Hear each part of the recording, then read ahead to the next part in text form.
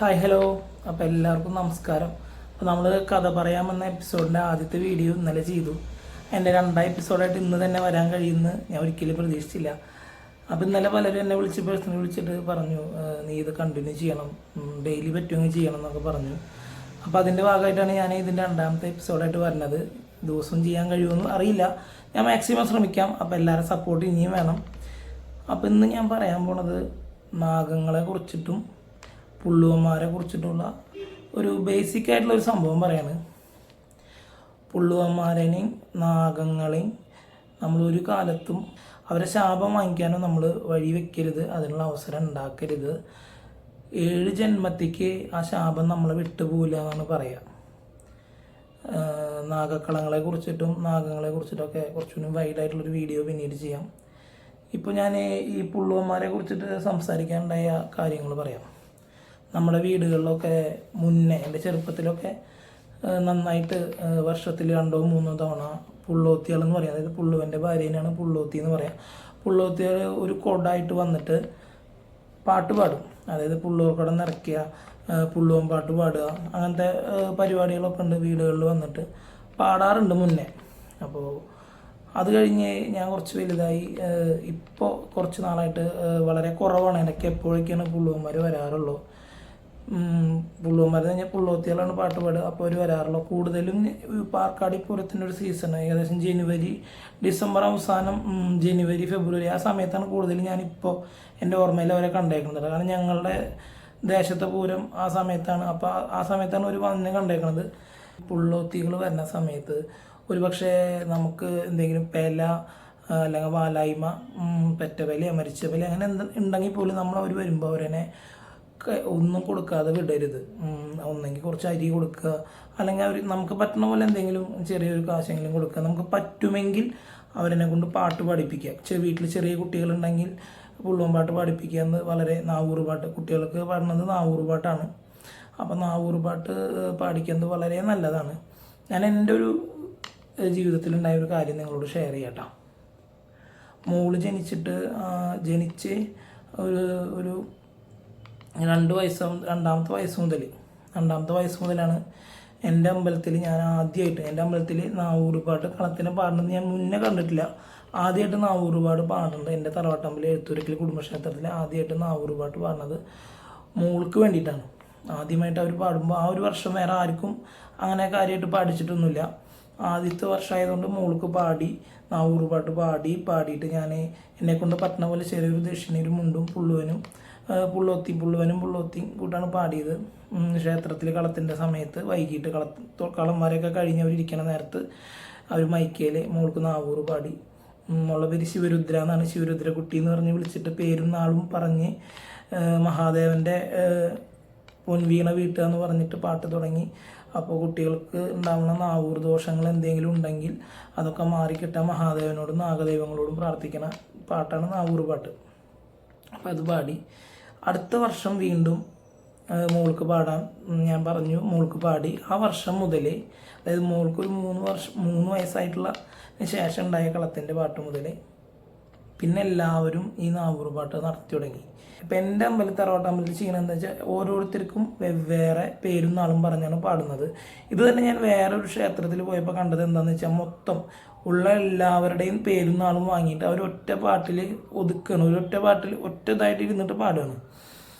അത് ഓരോ സ്ഥലത്ത് ഓരോ തിരക്കും ഓരോ രീതികളുമാണ്. അപ്പോൾ എന്നെ സംബന്ധിച്ചിടത്തോളം മോൾക്ക് പാടുമ്പോൾ മോളൊറ്റയ്ക്ക് ഈ പാടുന്നതാണ് എനിക്ക് കേൾക്കാനുള്ള സന്തോഷം, എനിക്കത് ഒരു സാറ്റിസ്ഫാക്ഷനും അതാണ് കേട്ടോ. അപ്പോൾ ഞാൻ പറഞ്ഞു വന്ന മറ്റൊരു കാര്യം, ഇതിപ്പോൾ എല്ലാ അമ്പലങ്ങളിലും എല്ലാവർക്കും കളത്തിനെ കൊല്ലത്തിലൊരിക്കൽ, ഇപ്പോൾ എൻ്റെ അമ്പലത്തിൽ വെച്ചാൽ വർഷത്തിൽ 2 ദിവസം നാഗക്കളം, ബാക്കി 2 ദിവസം ബാക്കി എല്ലാ മൂർത്തികൾക്കും കളം നടക്കാറുണ്ട്.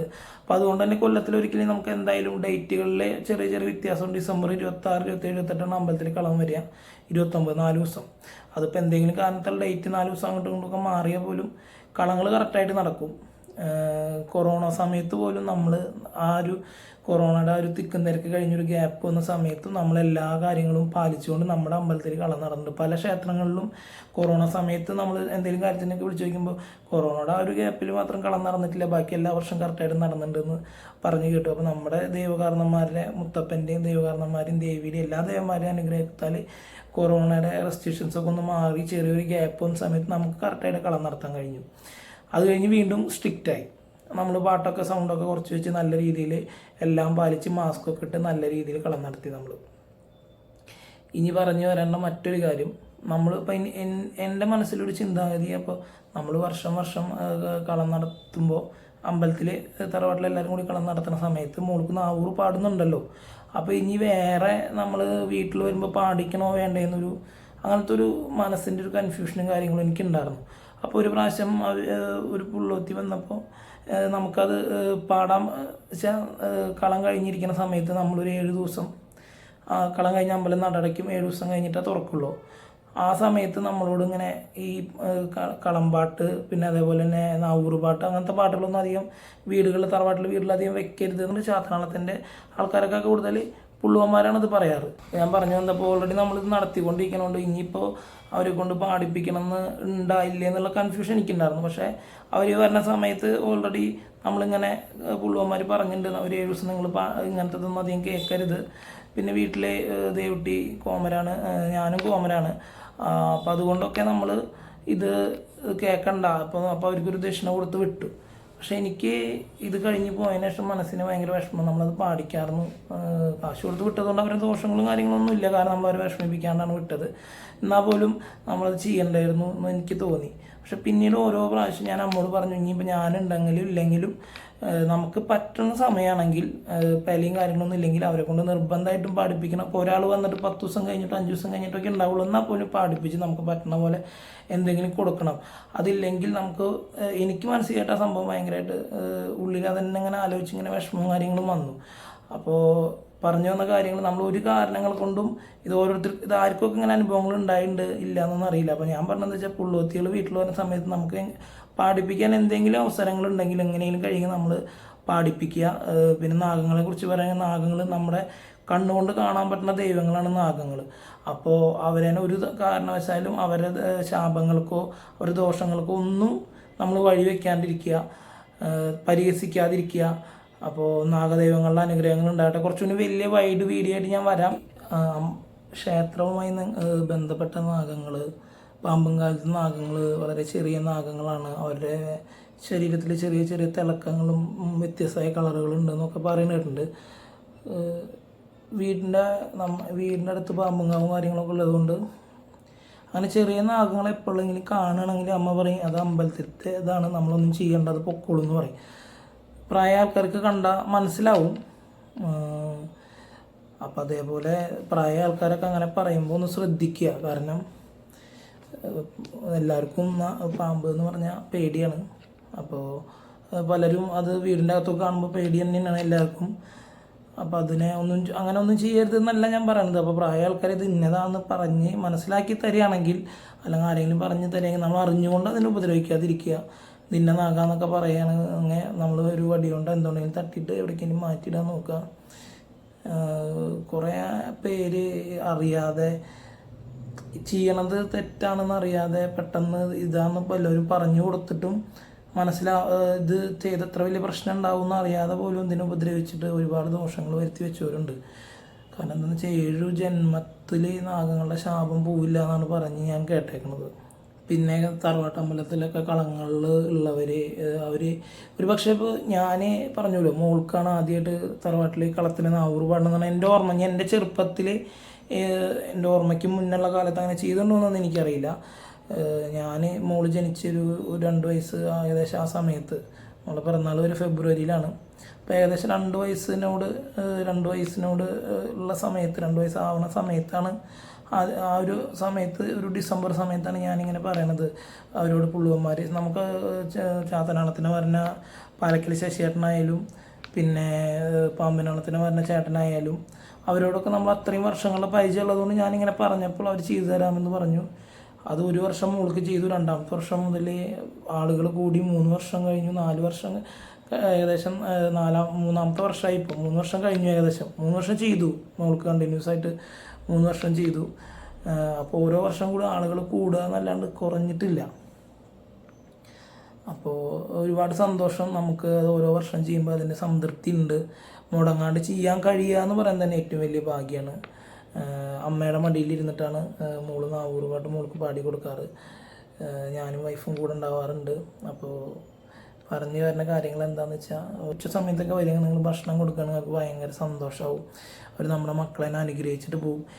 ഇത് എത്രത്തോളം പലർക്കും വിശ്വാസമാവും ഇല്ല എന്നൊന്നും എനിക്ക് പറയാൻ പറ്റില്ല. ക്ഷേത്രവും കാര്യങ്ങളായിട്ട് ഞാൻ ചെറുപ്പം മുതലേ എൻ്റെ തറവാട്ടമ്പലവും കാര്യങ്ങളായിട്ട് കളങ്ങൾ, പ്രതിഷ്ഠാദിനം, മാസപൂജ, ചുറ്റുവിളക്ക്, അങ്ങനത്തെ കാര്യങ്ങൾ, പിന്നെ പുറത്ത് കരിങ്കുട്ടിക്കുള്ള പൂജ, പിന്നെ അതേപോലെ തന്നെ വർഷത്തിലൊരിക്കൽ, അതായത് ഞങ്ങളുടെ ക്ഷേത്രത്തിൻ്റെ ഉള്ളിൽ ശുദ്ധകർമ്മ ആയതുകൊണ്ട് ക്ഷേത്രത്തിൻ്റെ അകത്ത് മദ്യമാംസം ഒന്നും കയറ്റാറില്ല. അത് ചെയ്യണ അമ്പലങ്ങളും ഉണ്ട്, നമ്മളത് ചെയ്യാറില്ല. പുറത്ത് കരിങ്കുട്ടി, പറക്കുട്ടി, അങ്ങനെ ചൊവ്വ, അവർക്കൊക്കെ വർഷത്തിലൊരിക്കൽ കോഴീനെ അറുത്തിട്ടുള്ള പൂജയും കാര്യങ്ങളൊക്കെ ചെയ്യാറുണ്ട്. അതേപോലെ തന്നെ വർഷത്തിലൊരിക്കൽ ബാക്കിയുള്ള ശാക്തേകരണം ഭുവനേശ്വരി പൂജ എന്ന് പറഞ്ഞിട്ട് ഭുവനേശ്വരി മുത്തപ്പൻ, അങ്ങനെ അവർക്കും ഒരു പൂജ നമ്മൾ പുറത്ത് നമ്മുടെ തറവാട്ട് വീട്ടിൽ നടത്താറുണ്ട്. അപ്പോൾ ഇതൊക്കെ വിശ്വാസമുള്ളവർക്ക് ഞാൻ പറഞ്ഞത് മനസ്സിലാവും, അല്ലാത്തവർക്ക് മനസ്സിലാവില്ല. അപ്പോൾ ഈ നാഗങ്ങളുമായി ബന്ധപ്പെട്ട് 1-2 കാര്യങ്ങളും പറയാം. നമ്മുടെ വിക്കിപീഡിയ കുറച്ച് കാര്യങ്ങൾ നമ്മൾ ഈ നാട്ടിൻപുറത്തുള്ളവർ അമ്പലമായിട്ട് ബന്ധപ്പെട്ടവർക്ക് നേരിട്ട് അറിഞ്ഞ് മനസ്സിലാക്കിയത് ആയിട്ട് ബന്ധപ്പെട്ടതും അല്ലാത്തതായിട്ട് കുറച്ച് കാര്യങ്ങൾ വിക്കിപീഡിയ പറയുന്നത്. ഞാൻ നാഗംപാട്ട് എന്നാണ് അവർ പറയുന്നത്. കേരളത്തിലെ ഒരു പരമ്പരാഗത കലാരൂപമാണ് നാഗംപാട്ട് അഥവാ സർപ്പംതുള്ളൽ എന്ന അനുഷ്ഠാന നൃത്തം. പുള്ളുവർ എന്ന സമുദായക്കാരാണ് സർപ്പക്കാവുകളിൽ നാഗംപാട്ട് നടത്തി വരുന്നത്. നാഗാരാധന നടത്തി ജീവിച്ചു കൊള്ളാൻ മഹാവിഷ്ണു വരം കൊടുത്ത സമുദായക്കാരാണ് പുള്ളുവർ എന്ന് പറയപ്പെടുന്നു. മഹാദേവൻ ദർഭപ്പുല്ലിൽ നിന്നും സൃഷ്ടിച്ചു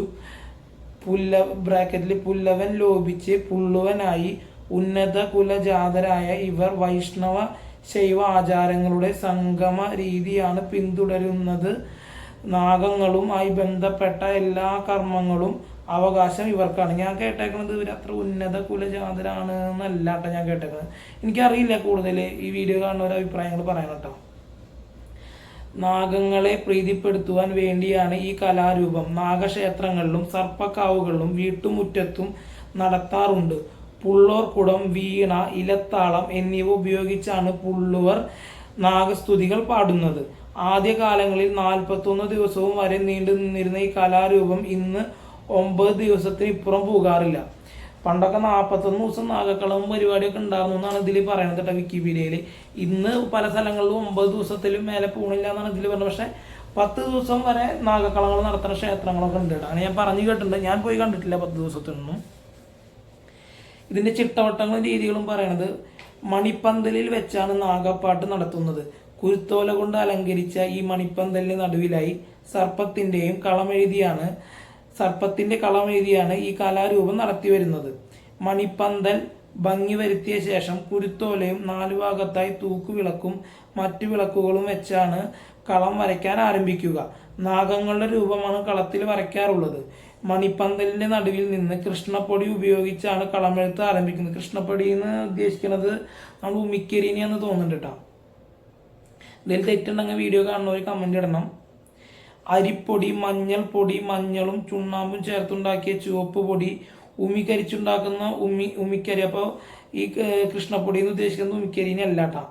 മഞ്ചാടിയിലകൾ ഉണക്കി പൊടിച്ചുണ്ടാക്കുന്ന പച്ചപ്പൊടി, ഇതൊക്കെ പണ്ട് ഉപയോഗിച്ചിരുന്നതാണ്. ഇപ്പം എല്ലാതും പൊടി സെപ്പറേറ്റ് പൂജാ സോസിലൊക്കെ ഇട്ടുണ്ട്. അപ്പോൾ ഈ മഞ്ചാടിയിലെ ഇല പൊടിക്കണ ഒന്നും ഇപ്പോൾ പറ്റുണ്ടാവില്ല. അപ്പോൾ ഒന്നുകൂടി പറയാം, മഞ്ചാടിയിലെ ഇല പൊടിച്ചുണ്ടാക്കുന്ന പച്ചപ്പൊടി എന്നീ പഞ്ചവർണ്ണ പൊടിയാണ് കളമെഴുത്തിന് ഉപയോഗിക്കുന്നത്.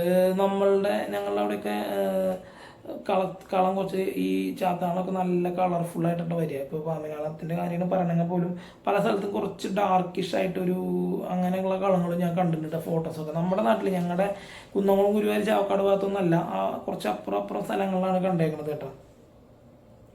നാഗങ്ങളെയും ദേവികളെയും വരയ്ക്കാൻ തുടങ്ങിയാൽ മുഴുവനാക്കിയേ നിർത്താൻ പാടുള്ളൂ എന്നാണ് വിശ്വാസം.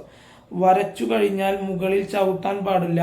ചിരട്ടയാണ് കളമെഴുത്തിനുള്ള ഉപകരണം. അതായത് ഇവർ വരച്ച് കഴിഞ്ഞിട്ട് മറിക്കണം നേരത്തൊക്കെ ചിരട്ടയ്ക്ക് ചെറിയ ഹോളോ പൊത്ത് വളച്ചിട്ട് അതിങ്ങനെ പൊടി ഇങ്ങനെ വെതർന്ന് കണ്ടിട്ട് മുഖവും കാര്യങ്ങളൊക്കെ വരലുകൊണ്ട് തന്നെ ഇങ്ങനെ വരയ്ക്കണതും കണ്ടിട്ടുണ്ട് കേട്ടോ. വരയ്ക്കുന്നതിൻ്റെ രീതി അനുസരിച്ച് ചിരട്ടയ്ക്കിടയിൽ തുളകളിട്ടാണ് ഉപയോഗിക്കുന്നത്. അത് ഞാൻ പറഞ്ഞ കാര്യം തന്നെ. പുള്ളുവ ദമ്പതികളുടെ പാട്ടിനും വാദ്യോപകരണ സംഗീതത്തിനുമൊത്ത് സദസ്യരായ കുടുംബക്കാരുടെ ശരീരത്തിൽ സർപ്പദൈവങ്ങൾ പ്രവേശിക്കുകയും അവർ കളത്തിൽ ഉറഞ്ഞാടുകയും കവുങ്ങിൻ പൂക്കല കൊണ്ട് കളമാക്കുകയും ചെയ്യുന്നു. പുള്ളുവന്റെ അവകാശമാണ് സർപ്പം എന്നതിൻ്റെ തെളിവാണ് കളമെഴുത്തുപാട്ട്. സർപ്പങ്ങളുമായി ബന്ധപ്പെട്ട പ്രബല വിശ്വാസങ്ങളിൽ സർപ്പം തുള്ളലിനെ അഭേദ്യമായ സ്ഥാനം തന്നെയുണ്ട്. ഇത് വിക്കിപീഡിയ പറയുന്നതാണ് കേട്ടോ. ഇതിലൊരുവിധം കാര്യങ്ങളൊക്കെ ശരിയാണെന്നാണ് എനിക്ക് തോന്നിയിരിക്കുന്നത്. അപ്പോൾ പുള്ളുവത്തിനെ കുറിച്ച് പറഞ്ഞ് പുള്ളുവന്മാരെ കുറിച്ച് പറഞ്ഞ് നാഗങ്ങളെ നമ്മൾ ഒരു കാലത്തും നാഗങ്ങളുടെയും പുള്ളുവരുടെയും ശാപം വാങ്ങിക്കരുതെന്ന് പറഞ്ഞ് നാഗക്കളത്തെക്കുറിച്ചൊക്കെ ഞാൻ കടന്ന് സംസാരിച്ചു. ഇത് ചെറിയൊരു ഇതിൽ നിൽക്കണ കാര്യമൊന്നുമല്ല, വളരെ വൈഡായിട്ട് സംസാരിക്കാനുള്ള കാര്യങ്ങളാണ്. വിശ്വാസമുള്ളവർക്ക് ഇങ്ങനത്തെ വീഡിയോസ് കാണാം. പേഴ്സണലായിട്ടുള്ള കുറച്ച് കാര്യങ്ങൾ നമ്മുടെ കഥ പറയലിൽ വരാം. എനിക്ക് ഇന്ന് ഇങ്ങനെ ഭക്ഷണം കഴിച്ചുകൊണ്ടിരിക്കുന്ന സമയത്ത് എൻ്റെ മനസ്സിൽ ഇങ്ങനെ ഒരു കാര്യം പറയണം, അപ്പം എൻ്റെ അനുഭവങ്ങൾ ഷെയർ ചെയ്യണമെന്ന് തോന്നി. അതുകൊണ്ടാണ് നിങ്ങളുടെ അടുത്തേക്ക് വന്നത്. നമ്മുടെ യൂട്യൂബ് ഫാമിലിയിലുള്ളവർ ആരെങ്കിലും എന്തെങ്കിലും കാരണവശാൽ പുള്ളവന്മാരെയോ പുള്ളോത്തികളോ നാഗങ്ങളുമായി ബന്ധപ്പെട്ട് എന്തെങ്കിലും അറിവില്ലായ്മ ചെയ്തിട്ടുണ്ടെങ്കിൽ എത്രയും പെട്ടെന്ന് പരിഹാരം ചെയ്യുക. അതാണ് എനിക്ക് പറയാനുള്ളത്. വീഡിയോ കണ്ടിട്ട് അഭിപ്രായം പറയാം. അടുത്ത ഭാഗമായിട്ട് ഉടനെ വരാം. ആർക്കെങ്കിലും എന്തെങ്കിലും സംശയം ഉണ്ടെങ്കിൽ കമൻറ്റ് ഇടുക, അല്ലെങ്കിൽ പേഴ്സണലായിട്ട് മെസ്സേജൊക്കെ ചെയ്താൽ എനിക്കറിയാവുന്ന കാര്യങ്ങൾ ഞാൻ പറയാം. പലരും എന്നോട് വിഷ്ണുമായുടെ കഥ പറയാൻ പറഞ്ഞിട്ടുണ്ട്, വിഷ്ണുമായെ കുറിച്ചുള്ള വീഡിയോ ചെയ്യാൻ പറയുന്നുണ്ട്. നമ്മളൊരു സുഹൃത്തുണ്ട് രതീഷ് എന്ന് പറഞ്ഞിട്ട്, അപ്പോൾ അവനാണ് വിഷ്ണുമായുടെ കാര്യങ്ങൾ കൂടുതലായിട്ട് ചെയ്യുന്നത്. എനിക്ക് സമയം കിട്ടുകയാണെങ്കിൽ വിഷ്ണുമായുടെ കഥയും കാര്യങ്ങളും അതുമായി എനിക്കറിയാവുന്ന അറിവുകളും കാര്യങ്ങളൊക്കെ ചെയ്യാം. ഞാനൊരു കാര്യം കൂടി പറഞ്ഞ് നിർത്തുന്നു. നമ്മൾ എപ്പോഴും നമ്മുടെ കുടുംബക്ഷേത്രത്തിൽ കൂടുതൽ സമയം അല്ലെങ്കിൽ കൂടുതൽ കാര്യങ്ങൾക്ക് പ്രാധാന്യം കൊടുക്കുക. നമുക്ക് എന്ത് വിഷമം ഉണ്ടെങ്കിലും എന്ത് പ്രശ്നം ഉണ്ടായിട്ട് ഒരു പണിക്കാരെടുത്ത് പോയാലും ആദ്യം കുടുംബക്ഷേത്രത്തിൽ പോയിട്ട് അവിടുത്തെ കാര്യങ്ങളിലൊക്കെ നല്ല രീതിയിൽ പങ്കെടുക്കണം. അതായത് നമ്മുടെ കാരണന്മാരായ മുത്തപ്പന്മാരുടെയും മുത്തപ്പൻ കൂടി ആരാധിച്ച് കൊണ്ടുവന്ന ദേവി, പിന്നെ അതേപോലെ ഭുവനേശ്വരി, വീരഭദ്ര ഭൈരവാദി ഗണങ്ങൾ, പിന്നെ വിഷ്ണുമായ 1400 ചാത്തന്മാർ, പിന്നെ നാഗദൈവങ്ങൾ, പിന്നെ നമ്മുടെ എൻ്റെ അമ്പലത്തിൻ്റെ പുറത്തിരിക്കുന്ന കരിങ്കുട്ടി പറക്കുട്ടി, പുറത്തിരിക്കുന്ന ചൊവ്വ ഭഗവതി, അങ്ങനെ മുത്തപ്പൻ ആരാധിച്ചു കൊണ്ടുവന്ന ആ കുടുംബത്തിലെ ആ ഒരു ഇതിലുള്ളവരെ നന്മയ്ക്ക് വേണ്ടി ചെയ്തിട്ടുള്ള കാര്യങ്ങളിലുള്ള മൂർത്തികളെ നമ്മളെപ്പോഴും പ്രാധാന്യം കൊടുക്കുക. തറവാട്ടമ്പലത്തിലെ കാര്യങ്ങളിൽ കളം, പ്രതിഷ്ഠാദിനം, മാസപൂജ അങ്ങനെയുള്ള കാര്യങ്ങളിലൊക്കെ പങ്കെടുത്ത് അതിൻ്റെ കാര്യങ്ങളിലൊക്കെ കൂടെ നിൽക്കുമ്പോൾ നമുക്ക് എല്ലാ ഐശ്വര്യങ്ങളും കിട്ടും. അപ്പോൾ എന്ത് വിഷമമുണ്ടെങ്കിലും എല്ലാവരും തറവാട്ടമ്പലത്തിലേക്ക് കൂടുതൽ പ്രാധാന്യം കൊടുക്കുക. മറ്റുള്ള ക്ഷേത്രങ്ങളിലേക്ക് പോരുതെന്നല്ല പറയാം. എന്നോട് ആര് ചോദിച്ചാലും ഞാൻ എൻ്റെ പേഴ്സണൽ ലൈഫിലും കൂടുതൽ അറ്റാച്ച്ഡ് ആയിട്ടും കൂടുതൽ സമയം ചെലവഴിക്കുന്നതും എൻ്റെ തറവാട്ടമ്പലത്തിലെ കാര്യങ്ങൾക്ക് തന്നെയാണ്.